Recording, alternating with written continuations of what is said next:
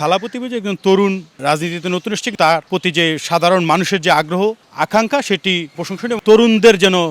জয় জয়কার হয় এবং তরুণরা যেন নেতৃত্বে আসেন, বাংলাদেশের স্বার্থকে সবার আগে গুরুত্ব দিয়ে তারপরে আমরা আসলে বৈদেশিক সম্পর্কের কথা চিন্তা করব। ভিন্ন দেশের যারাই রাষ্ট্রের ক্ষমতায় আসেন কিংবা রাষ্ট্রের গুরুত্বপূর্ণ দায়িত্বে থাকেন, সেই রাষ্ট্রের জন্য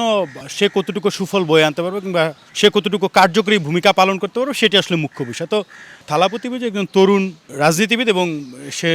রাজনীতিতে নতুন এসেছে, কিন্তু তার প্রতি যে সাধারণ মানুষের যে আগ্রহ আকাঙ্ক্ষা সেটি সত্যি কথা বলতে প্রশংসনীয়। এবং আমরাও চাই যে পৃথিবীর বিভিন্ন দেশে আসলে তরুণদের যেন জয় জয়কার হয় এবং তরুণরা যেন নেতৃত্বে আসেন, সেক্ষেত্রে তারা দীর্ঘদিন হয়তো একটা রাষ্ট্রকে সার্ভ করতে পারেন। তো সেই জায়গা থেকে আমি মনে করছি যে থালাপতি বিজয় যদি তিনি বিজয়ী হন, সেক্ষেত্রে তাদের যেহেতু শুভ চিন্তাভাবনা রয়েছে এবং স্বাভাবিকভাবে যে বিদেশি শক্তিগুলোর সাথে বিভিন্ন প্রতিবেশী রাষ্ট্রগুলোর সাথে নিশ্চয়ই সুসম্পর্ক বজায় রাখা এবং প্রতিবেশী রাষ্ট্রের সাথে দ্বিপাক্ষিক যে সম্পর্ক, সেই সম্পর্কের উন্নতি তিনি চাইবেন এবং তিনি চাইবেন যে এই সম্পর্ককে কীভাবে আরও সুদৃঢ় এবং গভীর করা যায়। তা আমার মনে হয় যে সেটি লক্ষ্য হওয়া উচিত এবং সেই কাঙ্ক্ষিত লক্ষ্যেই তারা কাজ করবেন। এর বিপরীতে কিছু হলে আমি মনে করছি যে সেটি তাদের জন্যই আসলে একটি লস প্রজেক্ট, কারণ প্রতিবেশী রাষ্ট্রের সাথে সুসম্পর্ক না থাকলে উভয় দেশ হয়তো ক্ষতিগ্রস্ত হয়, কিন্তু আপনি যেই রাষ্ট্র আসলে আগ থেকেই মনোভাব নিয়ে থাকে কিংবা যারা আগ থেকেই ফিক্স করে রাখে যে আসলে সম্পর্ক উন্নতি করবে না কিংবা দ্বিপাক্ষিক সম্পর্কের মাধ্যমে কিংবা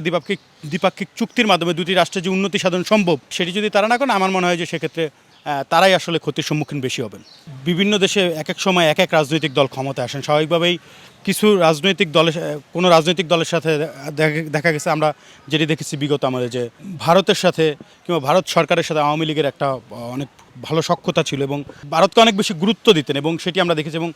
ভারত সরকারও পতিত সরকারকে কিংবা পতিত স্বৈরাচার সরকারকে তারাও অনেক গুরুত্ব দিতেন এবং তাদের মধ্যে দ্বিপাক্ষিক অনেক চুক্তি হয়েছে এবং আরও অনেক বিষয় যেগুলো থাকে আর কি কূটনৈতিক বিষয়, সেগুলো নিয়ে আমরা অনেক জল্পনা কল্পনা দেখেছি। তো আসলে সত্যি কথা বলতে দিন শেষে আমরা যেটা মনে করি যে আমাদের জায়গা থেকে আমরা মনে করছি যে প্রত্যেকটি রাষ্ট্র তার নিজস্ব স্বকীয়তা বজায় রাখবে এবং তাদের স্বার্থ সবার আগে চিন্তা করবে। দিন শেষে আমরা আমাদের বাংলাদেশের স্বার্থকে সবার আগে সমুন্নত রেখে আমরা ভিন্ন যে কোনো দেশের সাথে সম্পর্ক করব, সেটি ভারত, পাকিস্তান কিংবা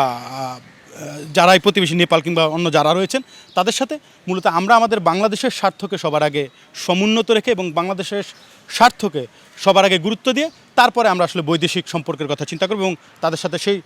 নিজেদের স্বার্থের কথা চিন্তা করে নিজেদের স্বার্থকে সবার আগে এগিয়ে রেখে তারপরে মূলত আমরা আমাদের সম্পর্কের জায়গাটি বজায় রাখবো এবং যে কূটনৈতিক সম্পর্ক সেটি আমরা বৃদ্ধি করব। এটি একটি নির্বাচনী কৌশলও হতে পারে, কারণ নির্বাচনের আগে অনেক ধরনের প্রতিশ্রুতি দেয় কিংবা যেহেতু ন্যাচারালি বাংলাদেশে মুসলিম সংখ্যাগরিষ্ঠ রাষ্ট্র, যার জন্য আমরা দেখেছি যে রাজনৈতিকভাবে ধর্মকে ব্যবহারের এক ধরনের পায়তারা কিন্তু নির্বাচনের আগে থাকে। বিভিন্ন রাজনৈতিক দলের নেতারাও রয়েছেন যাদের আমরা আসলে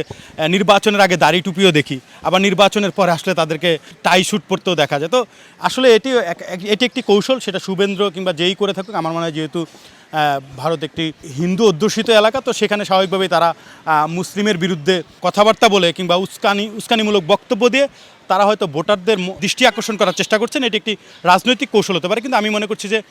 রাষ্ট্রের প্রয়োজন এবং রাষ্ট্রের স্বার্থে তারা যদি মুসলিম যেহেতু সেখানে সংখ্যালঘু, তাদের উপরে যদি দমনপীড়ন করে শুভেন্দ্র যদি ক্ষমতায় এসে, তাহলে আমি মনে করছি সেটি তার ভবিষ্যৎ রাজনীতির জন্যই হুমকি স্বরূপ হয়ে উঠবে।